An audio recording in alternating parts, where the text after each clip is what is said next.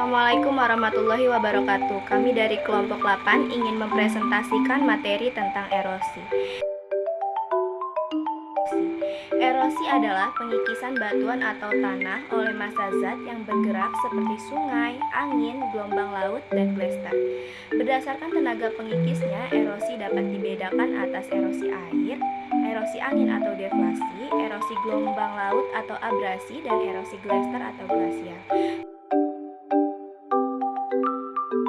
Proses erosi terdiri atas 3 bagian yang berurutan, yaitu pengelupasan atau detachment, pengangkutan atau transportation, dan pengendapan atau sedimentation. Erosi oleh air di daerah tropis terbagi ke dalam beberapa tingkatan, diantaranya sebagai berikut. 1. Erosi percik atau splash erosion adalah proses pengelupasnya partikel-partikel tanah bagian atas yang disebabkan oleh air hujan. 2.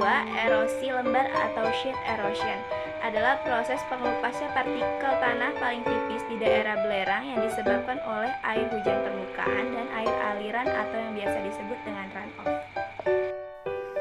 Yang ketiga ada erosi alur atau real erosion, merupakan pengelupasan yang diikuti oleh satu partikel tanah oleh aliran runoff yang partikel konsentrasinya di dalam saluran-saluran air.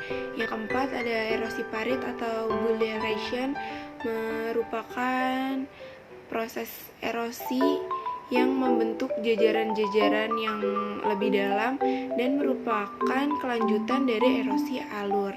Erosi parit itu dibedakan menjadi 2, ada erosi parit bersambungan dan erosi parit terputus. Yang kelima itu ada erosi tebing sungai atau stream bank erosion, merupakan pengikisan tanah pada tebing sungai dan penggerusan dasar sungai oleh aliran sungai. Dan ada pun beberapa faktor yang dapat menyebabkan erosi. Yang pertama itu karena perubahan iklim, yang kedua karena jenis tanah, yang ketiga karena topografi, yang keempat vegetasi, dan yang terakhir karena penggunaan lahan. Dan ada 3 unsur tekstur tanah. Yang pertama itu ada pasir atau sand, yang kedua ada debu atau slit, dan yang terakhir itu ada liat atau clay.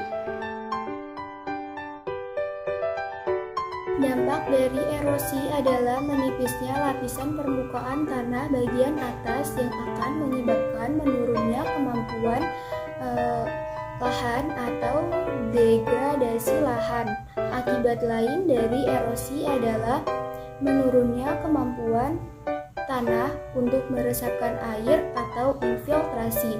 Penurunan kemampuan lahan meresap air ke dalam lapisan tanah akan meningkatkan limpasan air permukaan yang akan menyebabkan banjir di sungai. Selain itu, butiran tanah yang terangkut oleh aliran permukaan pada akhirnya akan mengendap di sungai atau bisa disebut juga dengan sedimentasi. Yang selanjutnya, akibat tingginya sedimentasi akan mengakibatkan pendangkalan sungai sehingga akan mempengaruhi kelancaran jalur pelayaran. Cara mencegah erosi. Ada beberapa cara untuk mencegah terjadinya erosi. Yang pertama dengan konservasi tanah. Upaya ini dilakukan untuk mencegah dan menghambat terjadinya proses pengikisan tanah. Pemilihan vegetasi yang tepat menjadi kunci suksesnya upaya konservasi. Pastikan vegetasi memiliki kemampuan yang cukup untuk bertahan pada cekaman. Yang kedua ada terasering. Terasering ini sebenarnya memiliki kemampuan yang cukup penting dalam menjaga agar air hujan tidak langsung mengalir ke bawah dan mengakibatkan pengikisan. Dengan lahan berbentuk teras, maka tanah akan lebih stabil dan tanaman juga tumbuh lebih baik. Yang ketiga ada contour farming atau penanaman sesuai garis kontur. Cara bercocok tanam seperti ini akan membuat tanaman lebih kuat sehingga bisa menahan agar tidak mudah terkikis saat hujan deras. Yang keempat, reboisasi tindakan preventif. Berikutnya yang bisa dilakukan yaitu dengan cara reboisasi atau penanaman kembali hutan yang telah gundul. Cara ini sangat penting dilakukan sebab pohon di hutan merupakan penghasil oksigen sekaligus penahan air dengan ekosistem.